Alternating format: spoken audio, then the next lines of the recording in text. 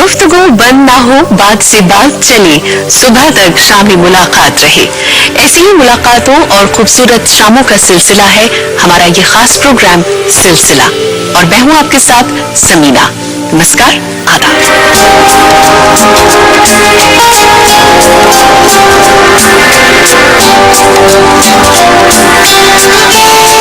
दिल्ली के India international centre सभागार में मशहूर कथक कलाकार डॉक्टर शोभना नारायण और उनके शिष्यों द्वारा बांग्लादेश के राष्ट्रीय कवि काजी नजरुल इस्लाम की कविता विद्रोही को बहुत ही खूबसूरत और मनमोहक अंदाज में प्रस्तुत किया गया, जिसमें कलाकारों के साथ साथ कई जानी मानी शख्सियतों ने शिरकत की और कार्यक्रम का भरपूर आनंद भी लिया।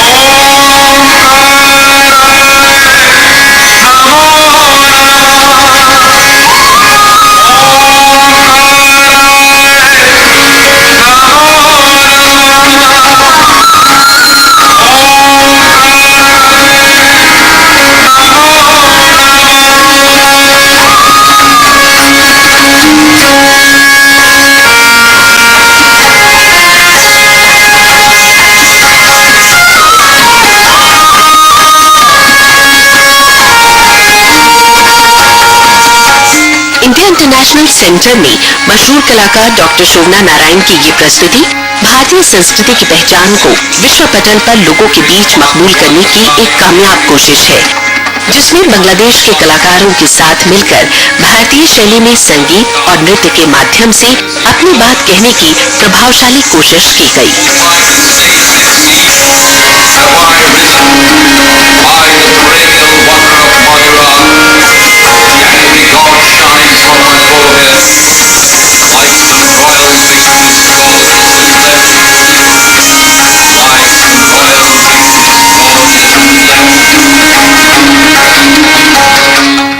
मानव के अंदर एक विद्रोह की भावना होती है।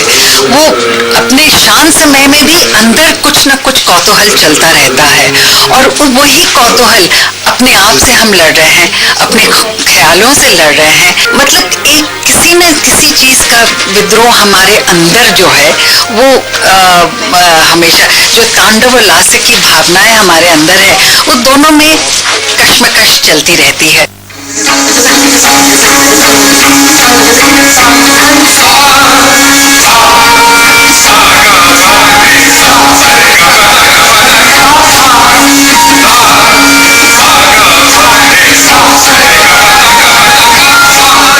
इस कार्यक्रम में भारत में बांग्लादेश के डिप्टी हाई कमिश्नर महबूब हस सालेह के द्वारा बहुत ही खूबसूरत तरीके से बांग्लादेश के कवि काजी नजरुल इस्लाम की 90 साल पुरानी कविता विद्रोही का मंचन किया गया।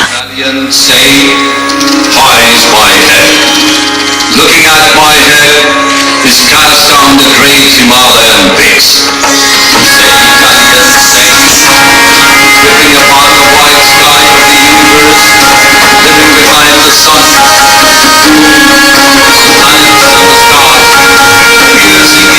वहीं दूसरी तरफ शोभना नारायण और उनके शिष्यों की इस पर प्रस्तुति यादगार रही।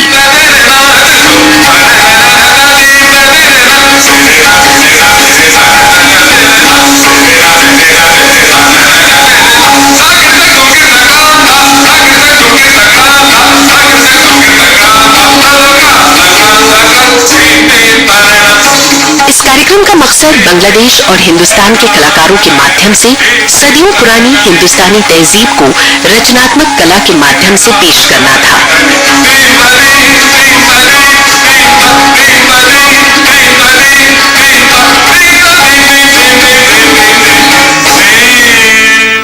दिल्ली विश्वविद्यालय के सर शंकरलाल कॉन्सर्ट हॉल में जन संस्कृति संस्था द्वारा गजल की खूबसूरत शाम का आयोजन किया गया, जिसमें दक्षिण भारत के मशहूर गजल गायक शाहबाज अमन ने बहुत ही खूबसूरत अंदाज में गजलें पेश की।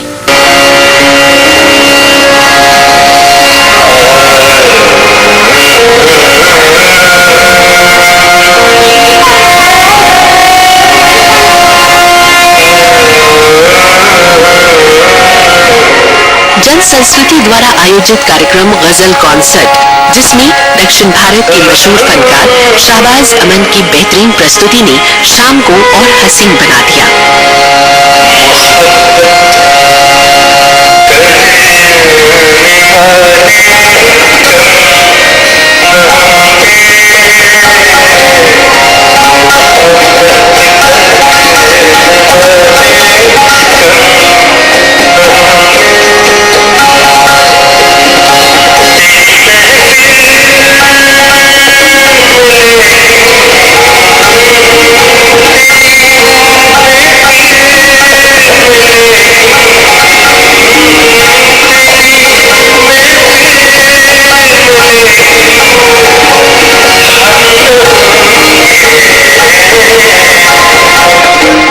इसका मकसद दक्षिण भारत और उत्तर भारत के बीच कला संस्कृति का प्रचार करना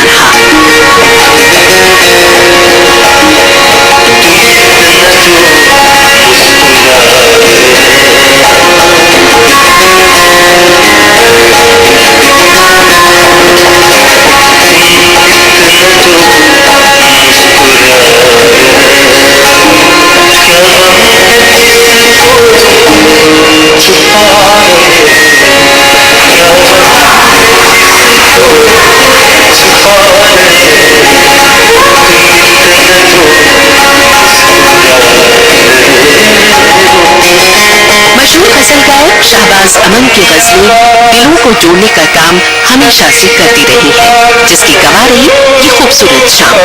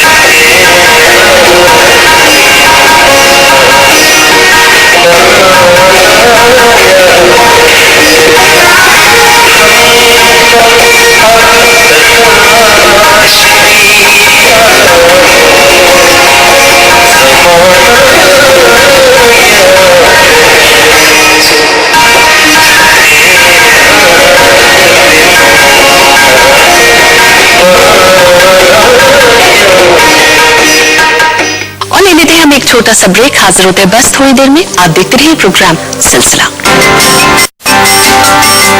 ब्रेक के बाद हम एक बार फिर हाजिर हैं। आप देख रहे हैं सिलसिला।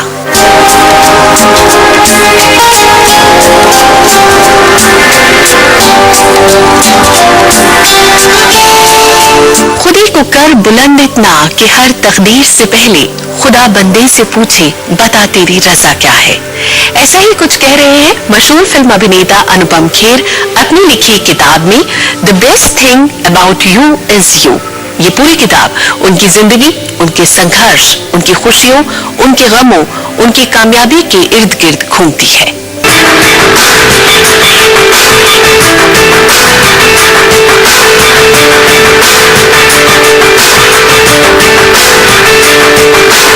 हिंदी सिनेमा के मशहूर अभिनेता अनुपम खेर आमतौर पर फिल्मों में देखे जाते हैं, लेकिन अब उन्होंने अपने विचारों को एक किताब की शक्ल में पिरोया है और इसमें उन्होंने जिंदगी के खट्टे मीठे अनुभवों को सबके साथ साझा किया है। Many years earlier, my grandfather was once eating and he was making a sound like eating. So my mother told him, बाबूजी क्या कर रहे हो आप खाते वक्त कितनी आवाज कर रहे हो? So my grandfather said, मुझे तो मजा आ रहा, प्रॉब्लम तुम्हारी है। So this book has philosophy, it is not telling you how to be successful. It's not telling you how to be rich. It's not even telling you how to be peaceful. Because it's not good to be peaceful. It's the restlessness which makes you do things in life. हंसी मजाक और ठहाकों के साथ इस शाम का आगाज हुआ, जो एक यादगार शाम बन गई। You know, Hindi medium schools have sort of complex. Boys, Hindi medium boys never get convent girls. Never. They even don't even look at them. एक तो हमारी ड्रेस ही होती थी खाकी pant, green and white check shirt. दूसरे हम municipality के लगते थे। और बाकी स्कूल्स की standard was grey trousers, white shirt, blue and white stripe tie and blue blazer. ये कहाँ से जी? बिशप कॉलेज से। ये कहाँ से जी? ये सुनार से है। ये कहाँ से डील स्कूल से है। और मेरा बड़ा अरमान था कि मेरी कोई इंग्लिश मीडियम स्कूल की गर्लफ्रेंड हो। In fact so many times.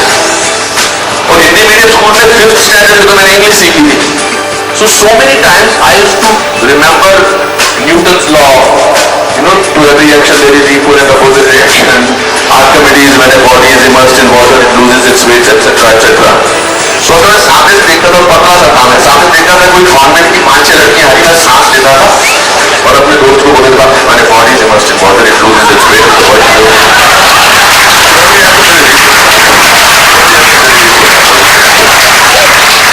पर किसी ने घास नहीं डाला। कार्यक्रम के आखिर में फरीदकोट बैंड की संगीतमय प्रस्तुति रही।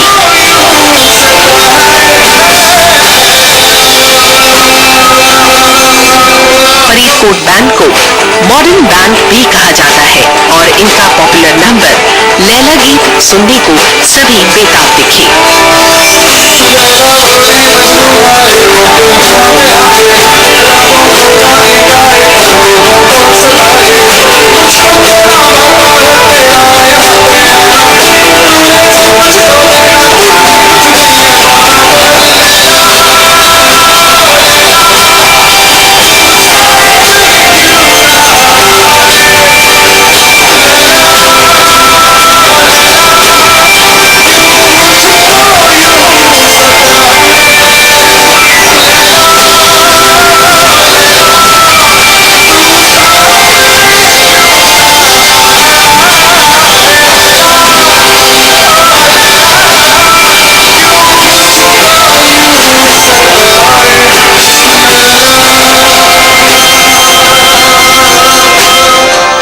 खेर ने ये किताब उन लोगों के लिए लिखी है जो अपनी मेहनत के बल पर अपनी जिंदगी में एक मकाम पाना चाहते हैं।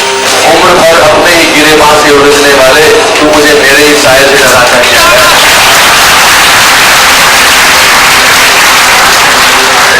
जनजातीय कार्य मंत्रालय भारत सरकार द्वारा दिल्ली के सिरेफोर्ट ऑडिटोरियम में 3 दिवसीय राष्ट्रीय कार्यक्रम प्रकृति 2012 का आयोजन किया गया, जिसमें अनेकता में एकता की पहचान भारतीय संस्कृति और परंपरा की झलक एक साथ एक मंच पर देखने को मिली।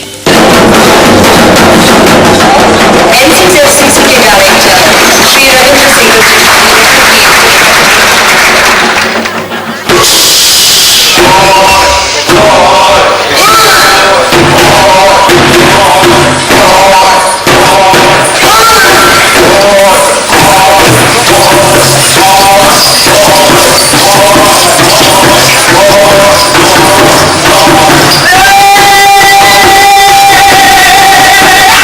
प्रकृति नाम से हर साल जनजातीय कलाकार इस सांस्कृतिक कार्यक्रम का आयोजन करते हैं।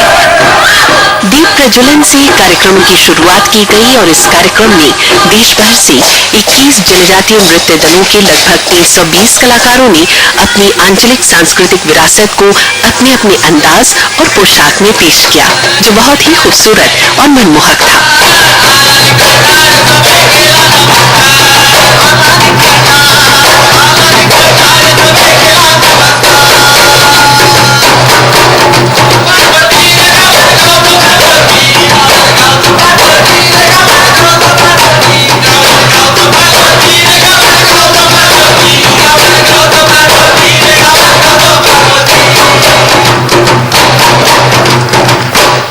अनेकता में एकता है। हमारा हिंदुस्तान के अंदर जितने भी आदिवासी भाई हैं उनकी संस्कृति को जिंदा रखने के लिए प्रोग्राम हर साल किया जाता है। इसका नाम प्रकृति है और पूरे हिंदुस्तान के आदिवासी अपने अपने संस्कृति के मुताबिक यहाँ अपना ये नृत्य दिखाते हैं।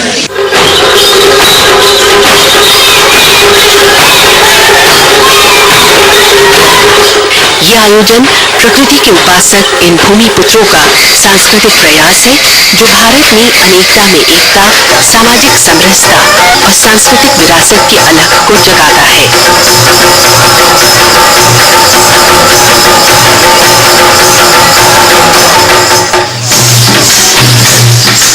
कार्यक्रम के आखिर में जनजातीय समुदाय से जुड़े अन्य क्षेत्रों में महत्वपूर्ण योगदान के लिए नेशनल ट्राइबल अवार्ड्स का एहतमाम किया गया। इस कार्यक्रम का मकसद देश भर से आए जनजातीय समुदाय को एक जगह, एक मंच पर अपनी सांस्कृतिक पहचान और विरासत को दर्शाना था।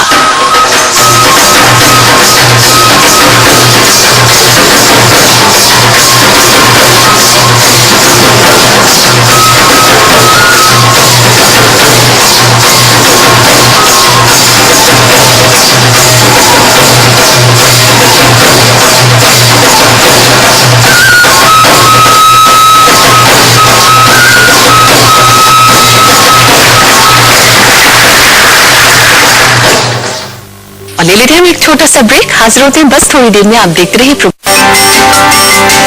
और ब्रेक के बाद हम एक बार फिर हाजिर हैं। आप देख रहे हैं प्रोग्राम सिलसिला।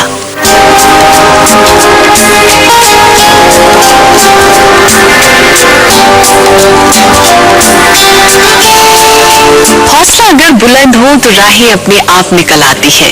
ऐसे ही कुछ कर दिखाया है मशहूर शिल्पकार शक्ति मेरा ने दिल्ली के इंडिया इंटरनेशनल सेंटर में आयोजित प्रदर्शनी the Sanga a creative journey के जरिए।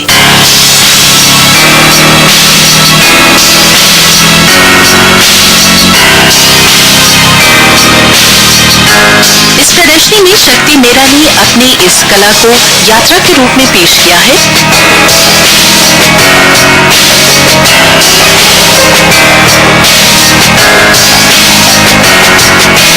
और अपनी भावनाओं को बहुत ही खूबसूरती से दिखाया है। इसकी कहानी, क्रिएटिव कहानी कुछ 21 साल पहले शुरू होती है। तो मैंने सोचा कि क्यों ना दिखा दें कि कैसे हम सिर्फ पेंटिंग कर रहे थे और एक पेंटिंग बनाई हमने और उसके बाद हमें लगा कि हमको स्कल्पचर बनाना है। इसके अलावा इस प्रदर्शनी में शिल्पकार ने अनेक धातुओं का प्रयोग किया है। शक्ति मेरा एक मशहूर लेखक के साथ साथ एक विख्यात शिल्पकार भी है।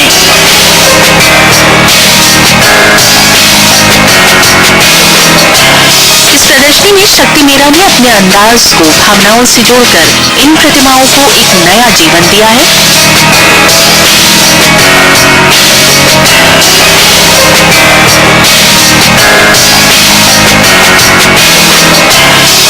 और अपने सपनों को हकीकत में बदलने की एक कामयाब कोशिश की है।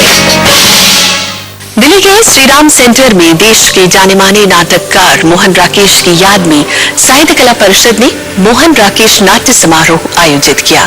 कार्यक्रम की शुरुआत सुरेंद्र शर्मा के नाटक हरिया था, है, शायद रहेगा से हुई। सभी कुछ दिनों पहले मैं प्राइम मिनिस्टर की कहानी पढ़ रहा हूँ। अब मैं किसी साहित्य की चर्चा के लिए नहीं बैठा। सर, जिस कहानी की मैं बात कर रहा हूँ वो भी जमीन से जुड़ी है। इस कहानी का नायक हत्या करने के लिए अपना सर जला कर लेता है और वो ऐसा किसी बंद अंधेरे कमरे में नहीं करता बल्कि खुलेआम लाखों लोगों के सामने ऐसा करता है। मतलब उसकी सरजमी बाकायदा पूर्व निर्धारित और सुनियोजित होती है। उसके मरने का दिन, तारीख, स्थान, समय सब कुछ पहले तय होता है। साथ हो तो उसकी मौत का बाकायदा आयोजन होता है। इस नाटक की शुरुआत एक एनजीओ से होती है जो किसानों की आत्महत्याओं को एक नया पेशा बनाने के लिए सोची समझी रणनीति के तहत काम करती है और उनकी आत्महत्या को आत्मदाह का रूप दे देते हैं। ऐसे किसानों की संख्या कम नहीं है जिनकी पैदावार तो खूब अच्छी हुई थी, लेकिन ज्यादा सप्लाई की वजह से उनकी फसल की रेट नहीं है या उनकी फसल बिक नहीं पाई। ऐसे में दर्जनों की हत्या का कारण बनता है। अब इसमें हम आपको कुछ कर नहीं सकते, ये सब तो मार्केट की खेल है। तो ठीक है, अगर हम आत्महत्या के कारणों को नहीं बदल सकते तो कम से कम आत्महत्या के परिणाम तो बदल ही सकते।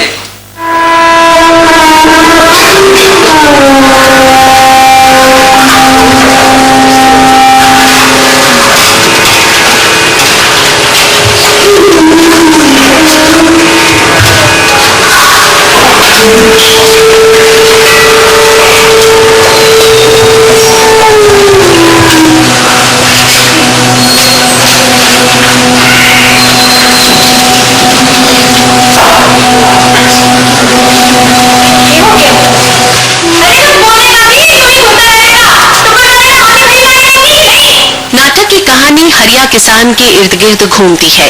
साहूकार के गलत रवैये, कर्ज में डूबे रहने के कारण वो आत्महत्या करने की कोशिश करता है। देखो भैया, हमारे पास एक तरीका है जिससे तुम्हारी सारी गरीबी और कर्जे दूर हो सकते हैं। ऐसा हो सकता है? हाँ बिल्कुल, बिल्कुल हो सकता है। मेरा कहने का मतलब ये है कि मरने की जगह, मरने का समय और मौत के तरीके के लिहाज से ही पैसे मिलते हैं। और फिर तुम्हें तो मरना भी नहीं, तुम्हें बलिदान होना है। और उसके बाद एनजीओ के लोग उसे पैसे का लालच देकर आत्मदाह करने को कहते हैं। तुम अमर हो जाओगे। जब तक ये दुनिया रहेगी, ये लोग तुम्हें याद करेंगे। तुम जैसा बलिदान तुम दोगे, ऐसा फिल्मी हीरो देते हैं। तुम हीरो बन जाओगे, आइडिया हीरो। सोचो, लोग तुम्हारी चर्चा करेंगे, तुम्हारा नाम होगा, तुम्हें शोहरत मिलेगी।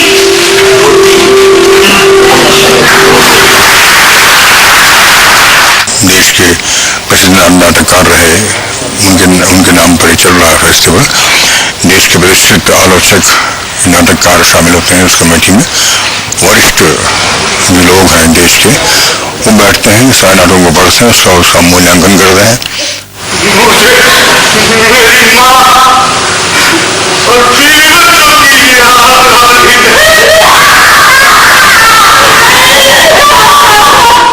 परिवार के लिए जान देने जा रहे हरिया को आखिर में जिंदगी की अहमियत का अंदाजा होता है और उसे ये एहसास होता है कि जिंदगी से बढ़कर कुछ भी नहीं। मैं जीना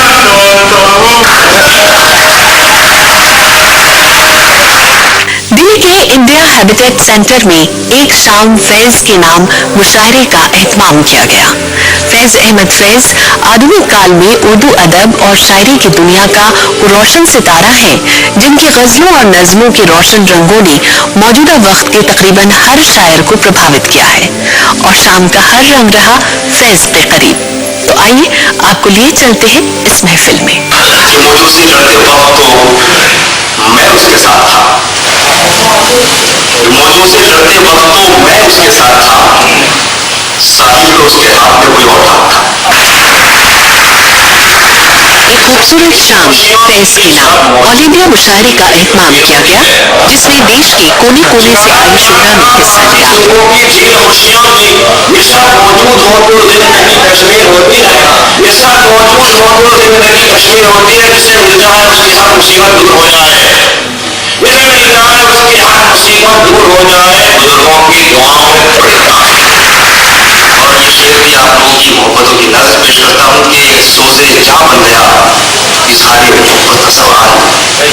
बड़ा मुश्किल है एक्सप्रेस करना। सोचे जहाँ बन गया इजहारी मोहब्बत का सवाल, आज सांप को चिपटा के ही बचाए।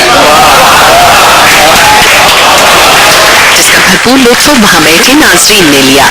अंदर से टूटा टूटा लगता है, वो सर में रहकर भी तन्हा लगता है। कुछ मंजर आंसू लाते हैं आंखों में, कुछ मंजर आंसू लाते हैं आंखों में। दिल टूटे तो और भी अच्छा था। ये भी कोई साजिश है इन आंखों की, जो मिलता है वो उस जैसा लगता है। वादे का पाबंद नहीं हरगिज़ लेकिन, वादे का पाबंद नहीं हरगिज़ लेकिन, देखने में वो कितना अच्छा लगता है। फैज़ के बारे में कुछ भी कहा जाए वो बहुत कम हो सकता है। फैज़ इस सदी का सबसे बड़ा शायर। हर तबके के लिए शायरी की है और ज्यादातर उन्होंने दबे कुछ लोगों के लिए जो बात उन्होंने मुझसे उठाए हैं अपनी शायरी में, वो पूरी दुनिया के शायर थे मेरी नजर में फैज साहब। शेरो शायरी या सुखन भारतीय उपमहाद्वीप में प्रचलित एक कविता का रूप है, जिसमें उर्दू, हिंदी, संस्कृत, फारसी, अरबी और तुर्की भाषाओं के मूल शब्दों का मिश्रित प्रयोग किया जाता है। जिंदगी जिसको कहे मौज दरिया का करंदो, जिंदगी जिसको कहे गाहे सनी बसाकर, गाहे रंजो अलम, गाहे सनी बसाकर, गाहे रंजो अलम, ऐशो गम का एक तराजुम, जिंदगी। अपने अपने खूबसूरत अंदाज में अपनी बात और ख्यालात का इजहार करते हैं। चलते रहना तो उसकी मजबूरी है। सूरज ने ये कब चाहा था, उसकी किस्मत ऐसी हो। इस कार्यक्रम का मकसद हिंदुस्तान और पाकिस्तान दोनों ही मुल्कों में उर्दू ज़बान और फैज़ अहमद फैज़ की शायरी को याद करना था, साथ ही आपसी भाईचारे का एक संदेश भी देना था।